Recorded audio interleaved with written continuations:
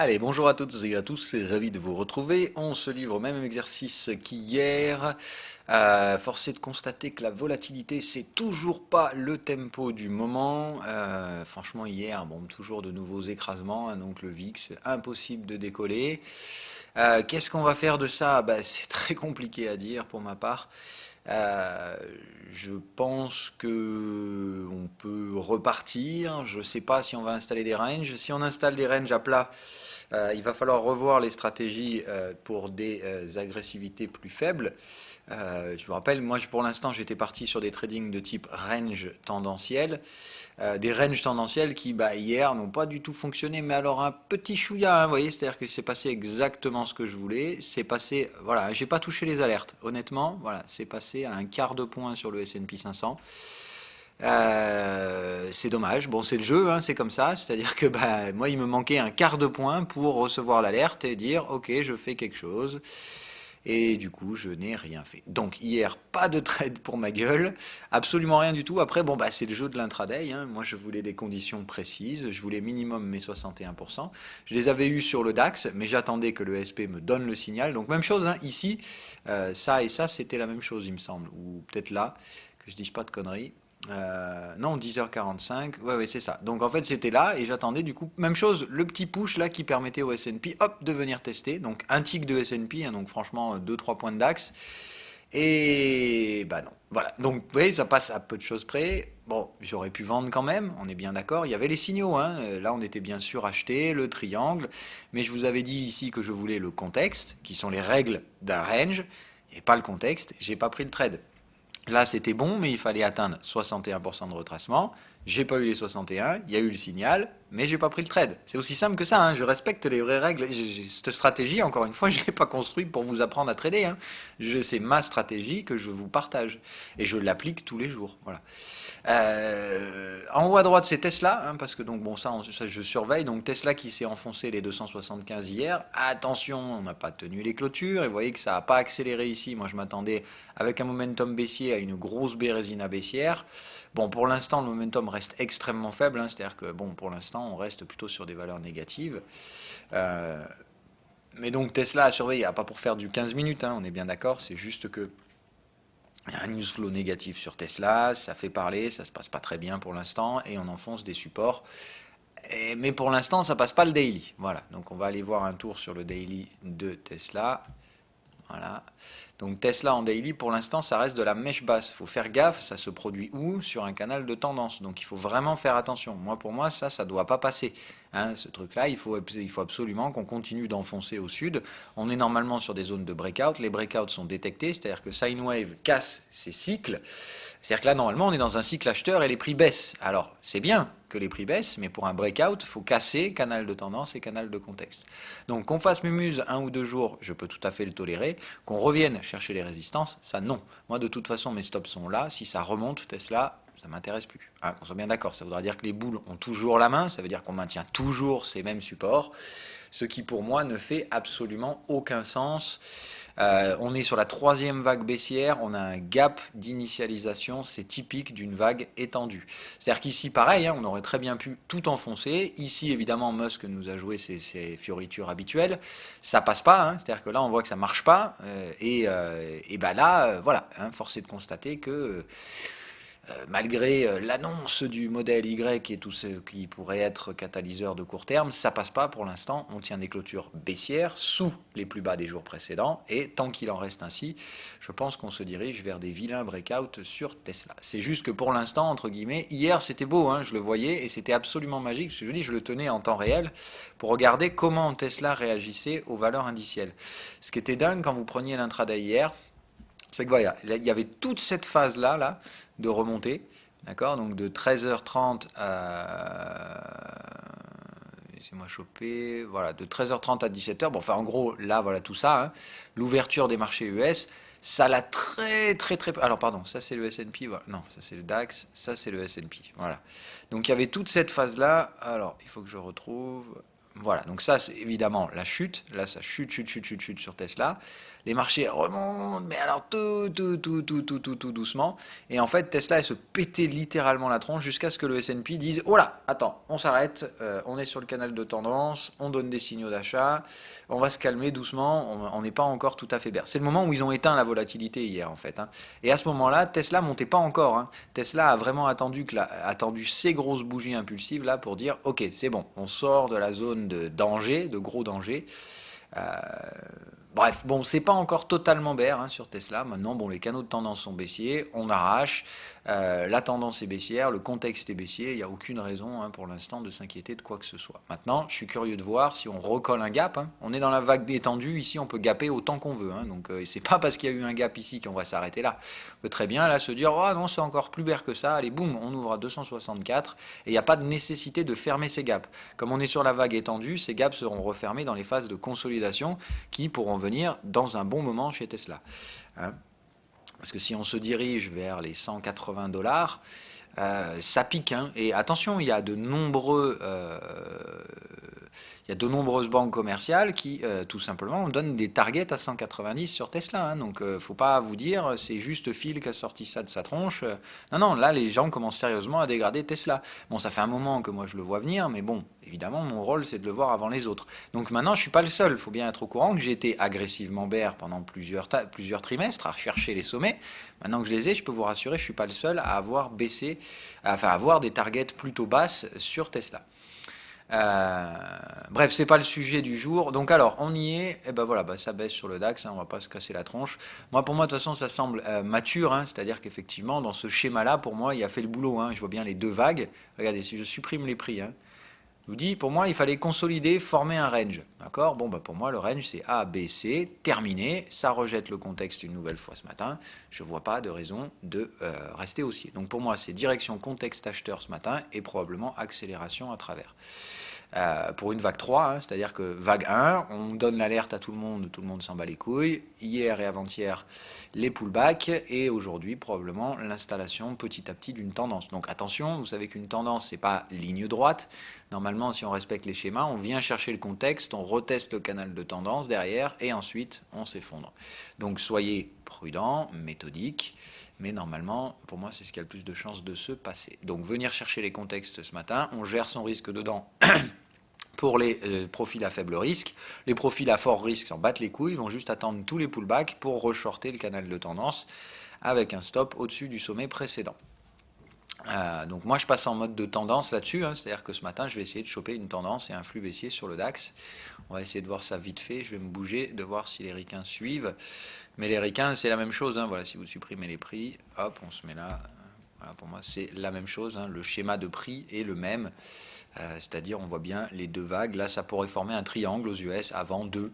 Voilà. Mais on voit bien que ça a poussé un coup là, donc on voit bien qu'ici il y a plusieurs flèches haussières, baissières, c'est un range, et je pense qu'on sortira de ce range par le bas.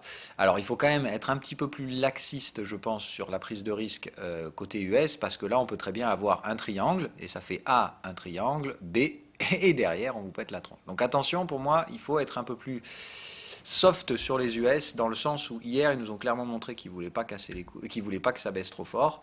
Donc on va voir, hein, soit ils capitulent aujourd'hui, c'est-à-dire que ce qu'on a fait avant-hier, on l'efface immédiatement, on va casser ses plus bas, là on installe un sentiment baissier, soit tout simplement on montre que quand même on va pas baisser trop fort, voilà.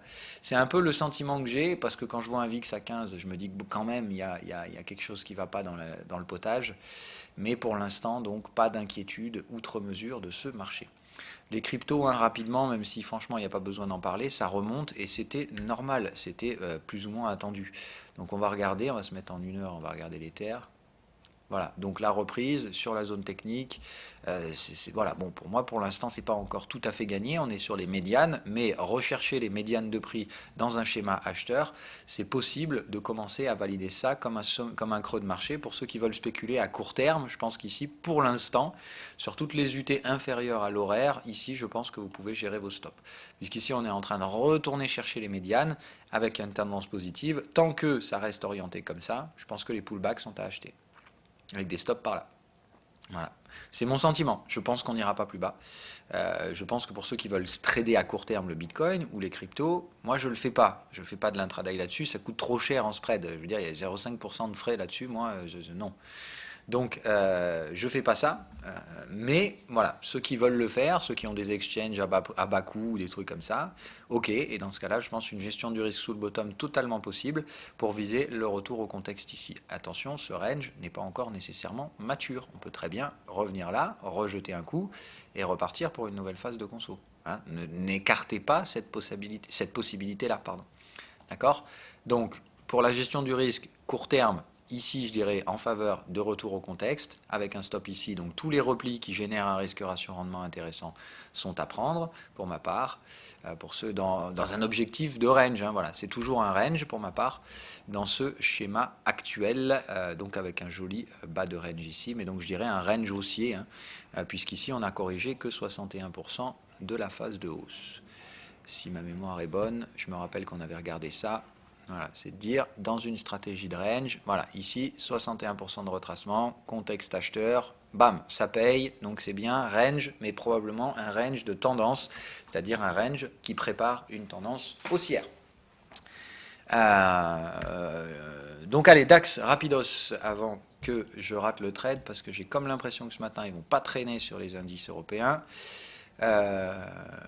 Hop, on va remettre les prix. Alors, le DAX. Où est-ce que je vais le cartoucher ce matin, celui-là, si je lui mets un trade?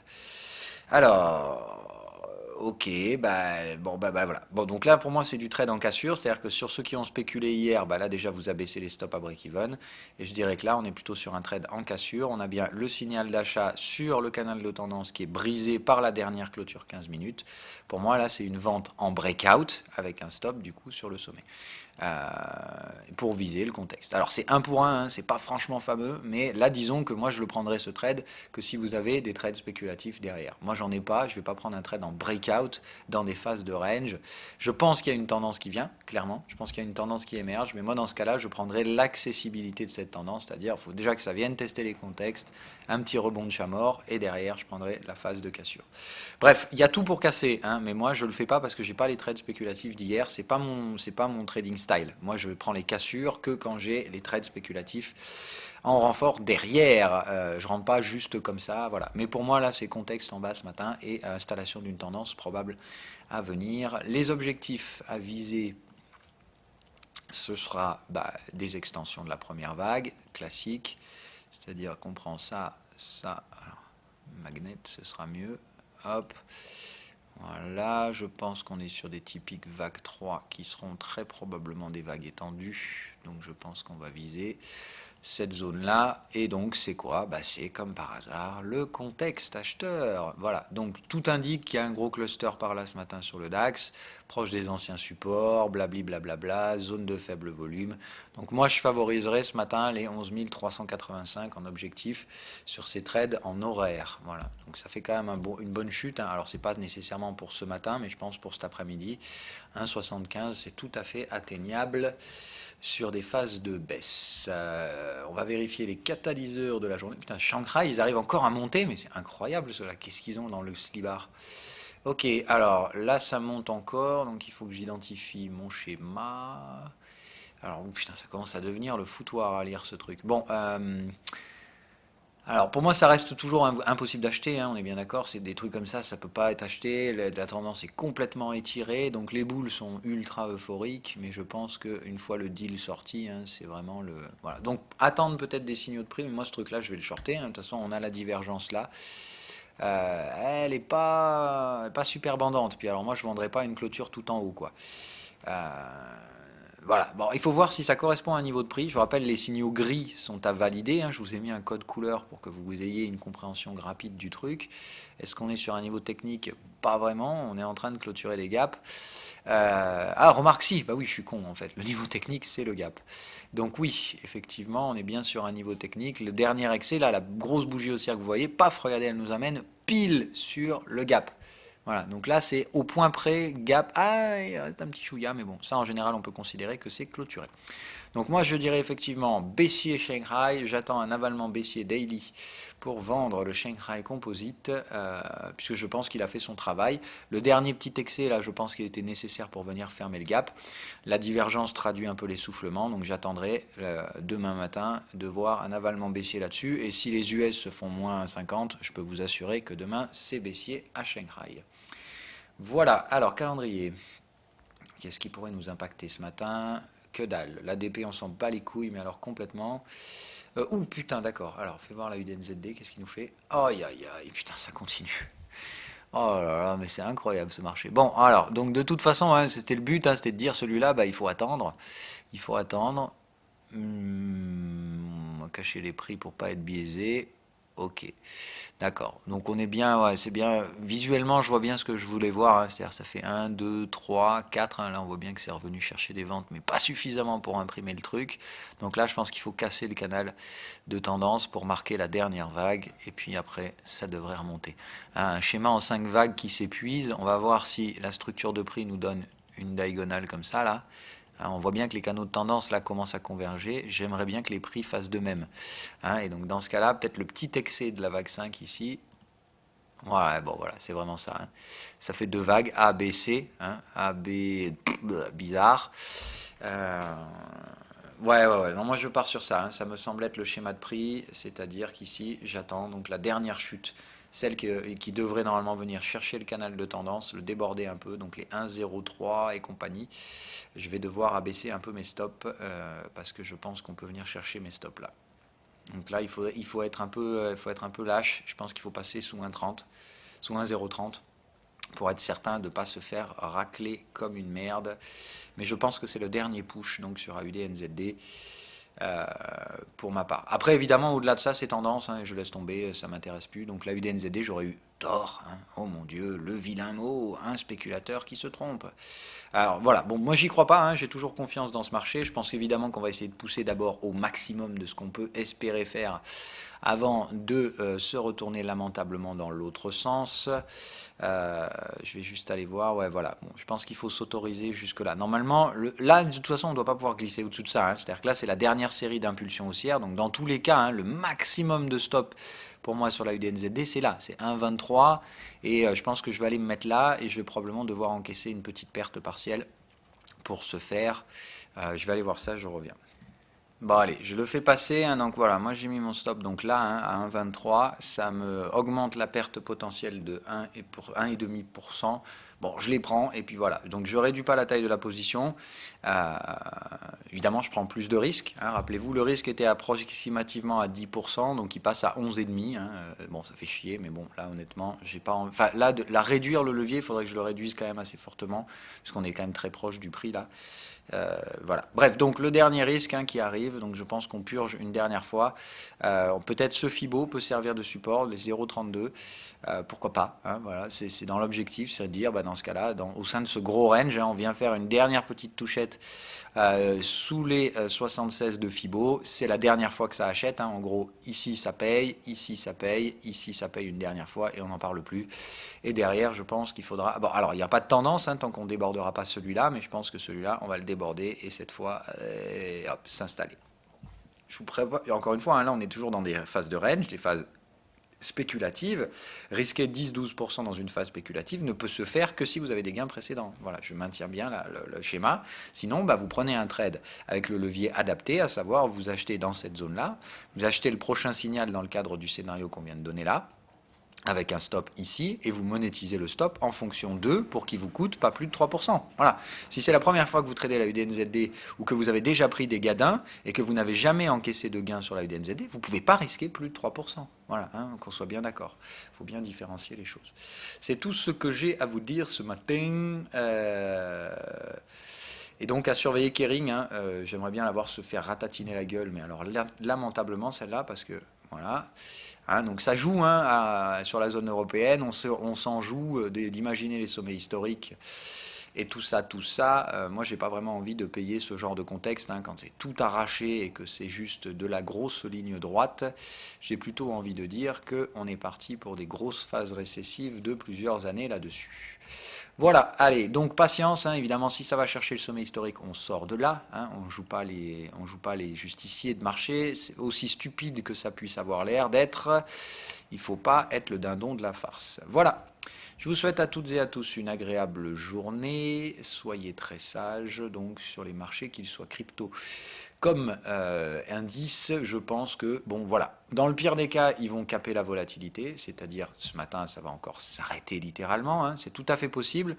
C'est-à-dire, voilà, si ici, on ne vient pas chercher le contexte et que ça ne revend pas derrière, attention, ça peut très bien être donc le faux breakout, le piège à con, le truc où, hop, je te bloque la volatilité et on repart pour un coup. Pour moi, le support est là, ce qui fait que je ne vois pas comment on peut s'affranchir de venir tester les contextes à 510. Et après, c'est là que c'est important. C'est-à-dire qu'ici, soit ça revend le canal de tendance, on revient chercher le contexte, là, il y a des gros breakouts à prendre pour viser les zones inférieures. Soit je vous dis, si ça passe pas, ça vient là, et boum, on repart dans le haut de range, et là, on aura un gros vilain range à plat dans lequel il faudra revendre le canal de contexte et faire en gros une séance de rattrapage pour ceux qui n'ont pas chopé hier, hein, tout simplement. Voilà. Donc tout est possible pour moi, mais les zones d'intervention aujourd'hui, c'est breakout, achat sur support, mais j'ai plutôt envie de dire rachat de positions vendeuses plus que de s'amuser à acheter le marché, et de jouer des ventes si jamais on joue le scénario du range prolongé, hein, où dans ce cas-là, on fait une touchette de range, deux touchettes, trois, et on s'en gardera une petite quatrième éventuellement ici. Ok. Enfin, pardon, il y a une première touchette de range, elle est là. Putain, on va y arriver. Hop, d'accord. Donc ici, ça rejette une première fois. Donc là, on est pour moi déjà sur un range mature. On peut installer des tendances, mais attention, on peut très bien vous baiser la gueule un petit coup supplémentaire. Il n'y a pas de contre-indication possible au fait que ici ça trouve un soutien. Voilà. Il n'y a pas de contre-indication aussi possible au fait que ici ça meurt sans jamais venir chercher ici. Bref, les zones intéressantes, c'est au-dessus, en dessous, mais là les prix actuels sont totalement inintéressants, sauf si vous jouez des breakouts sur les UT inférieures. Je vais supprimer tout ce merdier. Voilà, on s'en bat les couilles. Voilà, hein, donc la zone, c'est bien ce qu'on a vu, c'est les contextes horaires et les anciens supports ici en objectif graphique. Si tendance baissière, il y a. Là, pour l'instant, ça survend. D'accord. En 15 minutes, on voit que là, ça survendait. Voilà, ça survendait en clôture dessous. Si on revient ici, c'est que ça ne veut pas passer. Hein. Là, on remet une survente clôturée. À voir. Moi, là, dans les prochaines bougies, soit ça retombe et on continue effectivement à installer, soit ici on remonte et là, il faut accepter. Hein. Je dis un trade en breakout, c'est 50-50. Hein. Moi, c'est pour ça que j'aime pas les trades en breakout.